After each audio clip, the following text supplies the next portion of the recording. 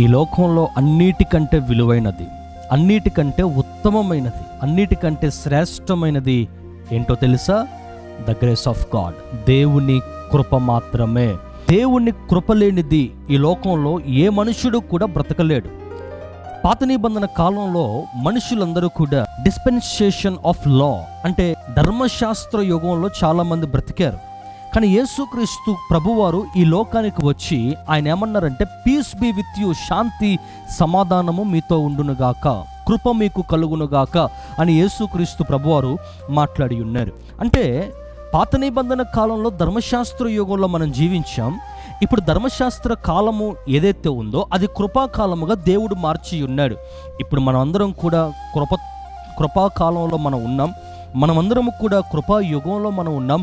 కృపచేత నడిపించబడుతున్నాం, కృపచేత దీవించబడుతున్నాం. ఆ కృపే మనల్ని నడిపిస్తుంది, ఆదరిస్తుంది, పోషిస్తుంది, ధైర్యాన్ని ఇస్తుంది, సంరక్షణ కలుగ చేస్తుంది. కృప అంటే అర్థం ఏంటో తెలుసా? క్లిష్ట పరిస్థితుల్లో మనం ఉన్నప్పుడు మనల్ని సజీవంగా కాపాడి దేవుని యొక్క కార్యము అక్కడ కనపరచేదే దేవుని యొక్క కృప.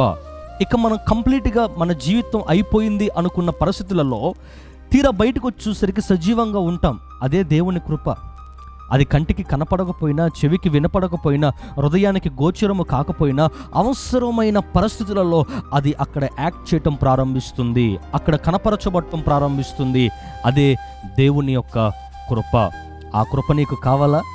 ఆ క్షేమం నీకు కావాలా?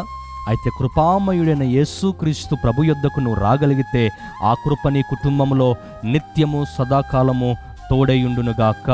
కృప కలుగునుగాక, కృప విస్తరించునుగాక.